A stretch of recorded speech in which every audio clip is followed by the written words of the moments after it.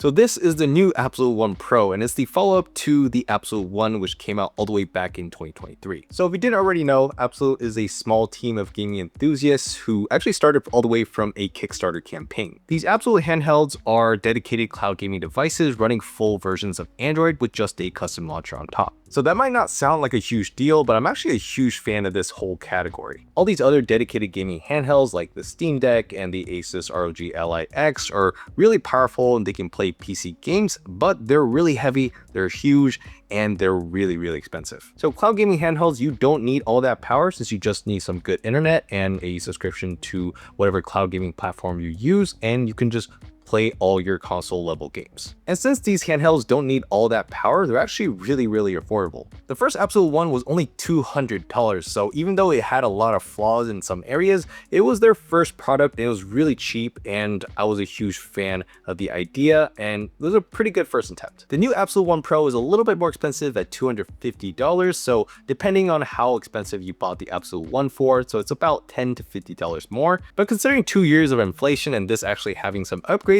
I think the price is still pretty reasonable. So yeah, it does have some upgrades that are pretty meaningful. It's got more attention to detail with slightly upgraded hardware, a faster MediaTek chipset inside, which is much faster than the first version, and a new software experience with an updated new UI. So starting off with the most positive parts, let's go over all the wins for the Abxylute One Pro. So the first Abxylute One and the One Pro look pretty similar in all kinds of ways, but if you look closer, they actually have a lot of differences. It's got a new semi-transparent shell design that actually looks really great. So even though it's still all plastic, the finish is a bit better and feels much sturdier. There's definitely way less creaking going on compared to the first version. And I love how thin and light it is at just 430 grams, especially when compared to my chunky Steam Deck. And just like these little details, the buttons are also a lot better. The analog sticks are now situated higher and they're much smoother, so there's a lot more precision to these. I'd say these are pretty on par with console controllers. The AVXY buttons are also much better than before with more travel, and they got a similar mushy, satisfying press like the Steam Deck. The L2 and the R2 buttons mostly feel and look the same, but they're actually a little bit better because they feel smoother and they're a tad less springy. The only downside is that the vibration motors on these are pretty trash, so the rumble is not a good experience, but overall the buttons and the hardware is a pretty good win.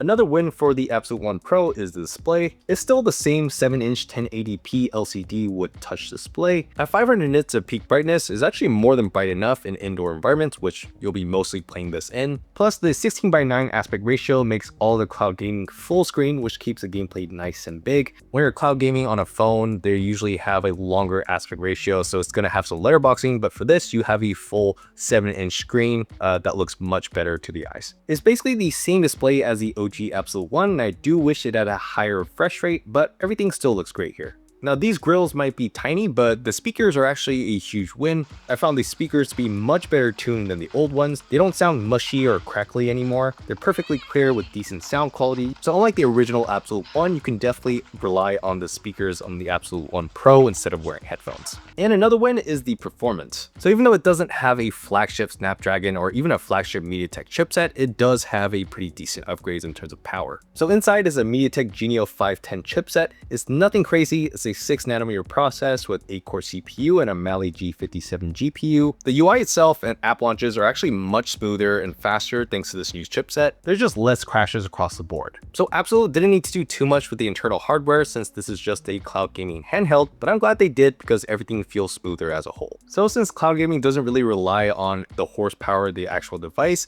it does really help for emulation. Since it's really easy to play and pause and I have a dedicated console for emulation, I've been playing even more emulators on this thing than cloud games. Now, ironically, since it's really easy to play and pause and I have a dedicated console for emulation, I've been playing even more emulators on this thing than cloud gaming. It's just so easy to pick up and play that when I have like 5 minutes to spare before going outside or before going to work, I just play some emulators on my Abxylute One Pro. Even though this did get an upgrade in terms of internal hardware, it's still not the best for playing native, high-demanding Android games. For example, Genshin Impact won't play too great, but decent enough to play it around 50 to 60 FPS with those settings. But on the other side, like 2D indies like Stardew Valley, those play great and perfectly smooth. So as long as you're not expecting too much from this thing, it's still a decent experience to play both emulators and Android games. And one of the highlights for the Abxylute One Pro over the first version is 4K video output. So it does support 4K 60, but the caveat is it only supports screen mirroring. You can put the screen brightness down on the handheld to be less distracting, but it's still going to be on. To be honest, this feels pretty half-baked because Abxylute didn't provide any official modes to switch in and out of for video output. Thankfully, the speed is really great. The video output is basically one-to-one with what's on the handheld itself. So if you do want to play cloud games or emulators on the big screen, this is a pretty easy plug-and-play option. Now, besides all the power and the video output stuff, the most important thing for a cloud gaming handheld is connectivity. It might not be the fastest in terms of data speeds, but it's very, very stable, which is the best part. The OG Abxylute One also had really reliable and strong connectivity, so I'm not surprised the new Pro doesn't have any issues either. When you're downloading a file or game, you can definitely tell that these aren't the top of the line speeds, but the most important part is the reliability. And when I cloud game on this thing, I don't see any artifacting, I don't see any slowdowns. It's pretty consistent overall. So this does come with only 64 gigs of internal storage, which doesn't sound that big for a Android handheld, but it does have the micro SD slot that supports up to 2 terabytes. So yeah, I don't really have any complaints there. Last but not least, the final big win for the Abxylute One Pro is the battery life. It's still got the same 5200 mAh battery. It still only charges at 18 watts, which is tiny bit faster than the 15 watts on the original Abxylute One. So yeah, it still takes 2 hours to get a full charge, which isn't that great. But unlike the original Abxylute One, which had issues with specific cables or adapters that didn't really charge the device, the Abxylute One Pro works with any cable or adapter that I've used so far, which is a good sign.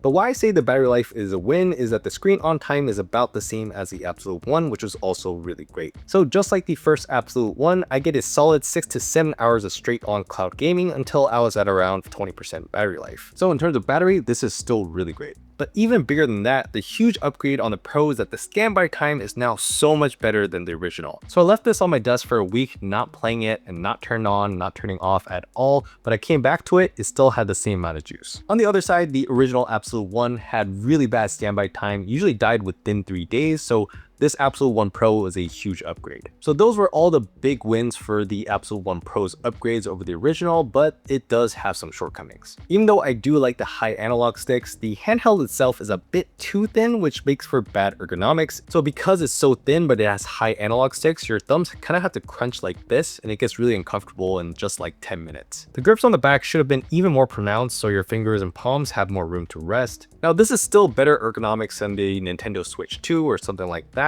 and I do like how portable and light it is, but it's not the most comfortable gaming experience. So even though the analog sticks are now much more comfortable and they're more accurate, I'll still say that they're still not there for competitive first-person shooters. I wouldn't really blame this on Abxylute because Xbox Cloud Gaming on Android still just isn't there in terms of one-to-one latency, but it does have better buttons overall, so I still think it's a great system for playing single-player games, casual sports, or any other games, just not first-person competitive shooters. Now, besides ergonomics, the biggest downside of the Abxylute One Pro is the software. Even though Abxylute did try to streamline their software a bit, it still feels really unfinished and not really thought through. I do like how the UI tries to touch a lot of different areas, showing you favorites right on the front, giving you some recommendations on what apps are good for the Pro. So even though this UI is really easy to navigate through since there's not really much to it, it's also not that straightforward either. The featured games and apps are really limited. There's really not much to the catalog that's featured here. It doesn't feature all the cloud gaming apps or services, and even though they do feature some famous games on here, there's no large unified library view of all the cloud games you can access. And even though all these featured games are for Xbox Cloud Gaming, it actually doesn't have its own shortcut for the app itself. And also, there's no option to add additional game shortcuts to here. Now, you can install the Cloud Gaming web app, but if you do it that way, for some weird reason, the B button maps to quitting the app entirely, so it can't really play that way. And similar to that, when I play some Android games, the mapping for the buttons are completely off, so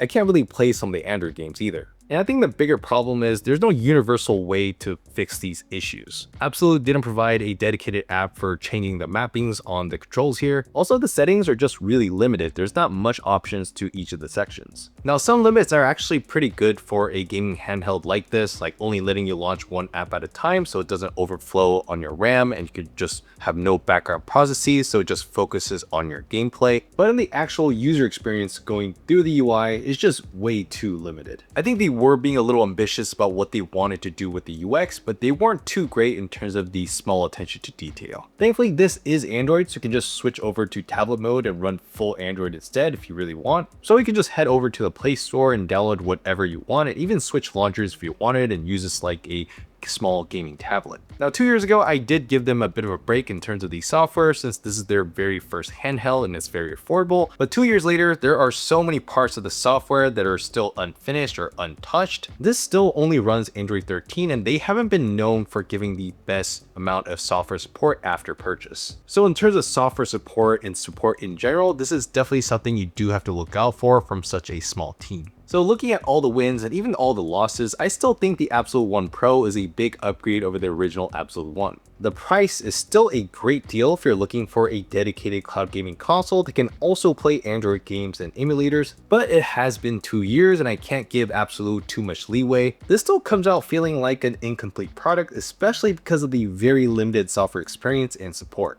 Now, unless you're okay with the big size of the Steam Deck and you can find it used for less than $300 like I did, I still think the $250 Abxylute One Pro is at least worth checking out. More than anyone else, the Abxylute One Pro is really great for tech or gaming enthusiasts like me who like to tinker with stuff and willing to deal with some of these small issues that definitely do come out when dealing with a product like this. Now, I really don't think that's a big audience, which is not great news for Abxylute, but I am one of them and I really do enjoy using the Abxylute One Pro. So that's going to do it for this video. Let me know your thoughts on the Abxylute One Pro and make sure to subscribe to the channel to see a lot more weird little gadgets like this one. Thank you so much for watching. I'll see you guys on the next video.